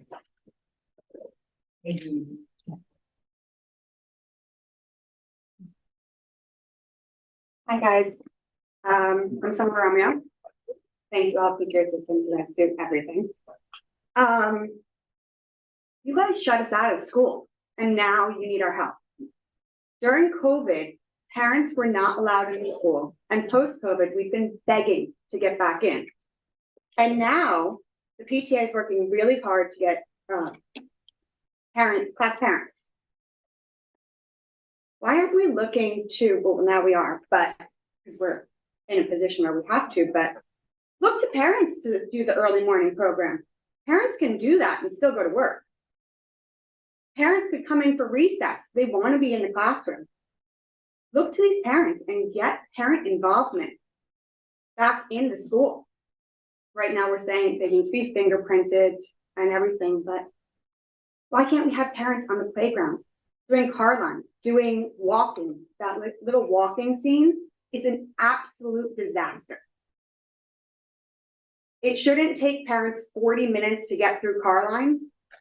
And we shouldn't be just relying on our teacher assistants and extra help. Get the parents in. We have so many parents in this district who, rather than sitting in line for 40 minutes, would help get kids in the doors for 40 minutes. Get them on the playground. Let's look to our parents. I don't know, the 600,000 to be competitive. What is the budget projection for this year with our tax cap? Are we going to pierce it? Are we going to have room? Can we find that $600,000 to be competitive? Or are we piercing the budget again? Where would these 7 teacher assistants go? I know special ed needs 4, is that right? Yes. And kindergarten needs 3. First grade. Oh, first grade, sorry. And I'll go to communication. With all of these teacher assistants who resigned, the teachers had already sent out welcome letters to all of the parents saying that we were all going to have teacher assistants. Nobody told the parents that there were no teacher assistants in the classrooms. We found this out when the kids were like, oh no, we only have 1 teacher. Oh, so-and-so wasn't there. So-and-so wasn't there again. And then I had to email administration and find out all of kindergarten or first grade doesn't have. So we've worked really hard for communications, but then we're not communicating.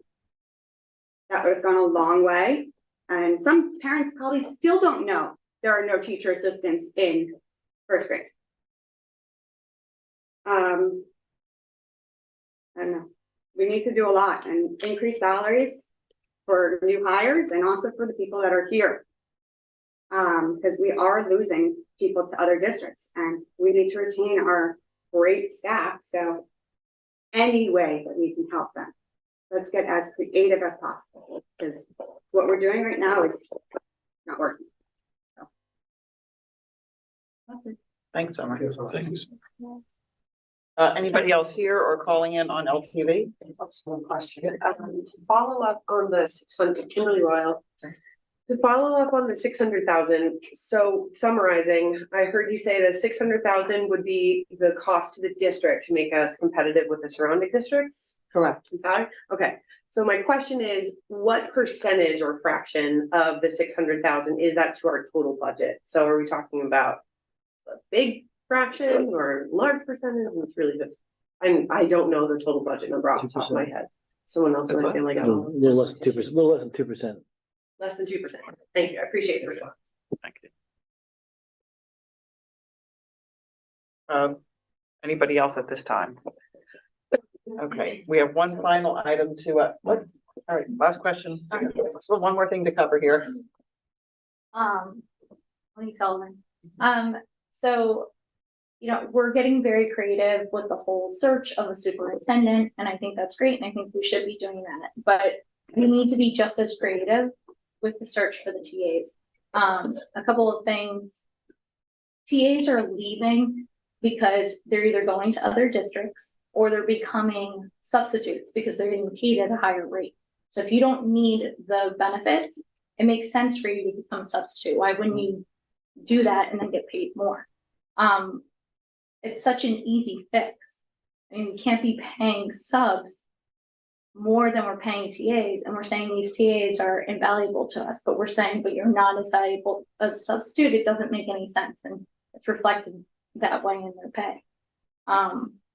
Also, the 600,000 to me, it's crazy that that is the number for us to be competitive with surrounding districts. And we can't find that 2% of our budget to be competitive with surrounding districts. I'm shocked that that is all it is. And we just have to be more creative. Additionally, one of you had asked, what else can we do to retain TAs? You have to be more upfront. It can't be an advertisement that says, do you want the same hours as your child? You just heard Marguerite explain what her day is like. That is not a realistic depiction of just having hours the same as your child of what the job entails. You're then going to have that person start, and then you're going to lose them right away because you weren't upfront with them. We need to be getting people in here that want to take on that tough job.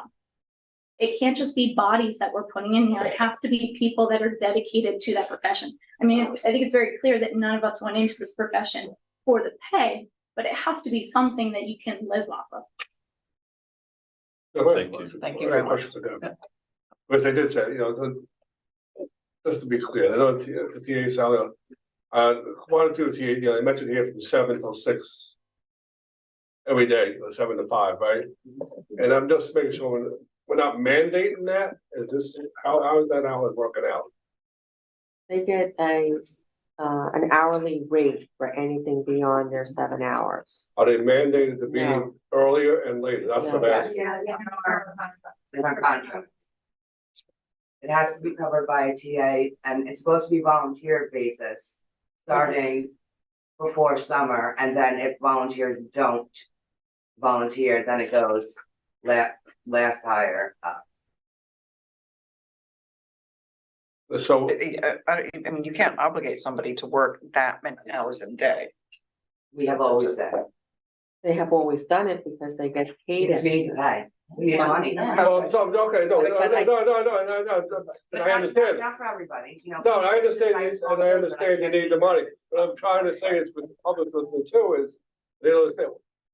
The school, as a TA, you're not mandated to work 10-hour days. You're choosing it because you need the money to work the extra hours in the morning and the night. If none of us chose to, nobody would be here, but No, I know you're doing it, I appreciate it. But The it's just the school way. can say that we have to be here at 7:30 until, 4:30 when the bus kids come back. The As contract. per our contract. Okay, so we'll, Well, I think we should have a look at that. well, take a look at that, definitely, because that's way too many hours mandated, if that's, you And know, that's with maybe a 40-minute break, we'll look at the matter, you know. if you're lucky. If they mandated a 40-hour week, right, or whatever it is, yeah. I just, I mean, I know you work a lot of hours, I know you're out there all the time. I just don't want the public to take it to what, underpaying you and making you work 10-hour days, you know. They can. You know, so little of us, it's come to that. It It's used to be something spread you out. just expected to do it. You know, some people are the people here for 7:30 to 4:30 or 5:30. What you're saying is like functionally, it's not mandated, but the reality is, Yeah. You know, that's what's somebody has to be happening. here to get the kids that are here for chorus. Well, it used to be that there's somebody, you could either volunteer for one, right? It was Right. morning or afternoon, but Yeah. now Now it's it's- because there's a shortage. Yeah. Yeah. And Okay. Check the contract. Right? There's not even a contract, see what's going on with them. That's one of the things they, you know, if they feel obligated to do it. I think that's what I'm hearing. That's why they're doing it. Right. They feel obligated. And they're doing They're not doing both. money. They're doing before school and They after might, school, where they feel before obligated and they selected which one was better right, for their but they're family. short-handed, Right. they're doing the extra hours, right? Yes. Yeah. I understand.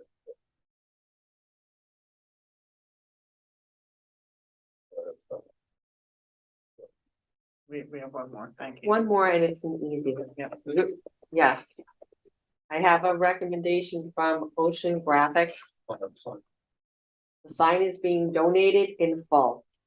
Ocean Graphics is recommending the gold medal. The dimensions will be slightly larger than the current one to make sure that it covers, you know, that you don't have to worry about what's behind the original sign. But he's recommending the gold medal because of the salt and where we live.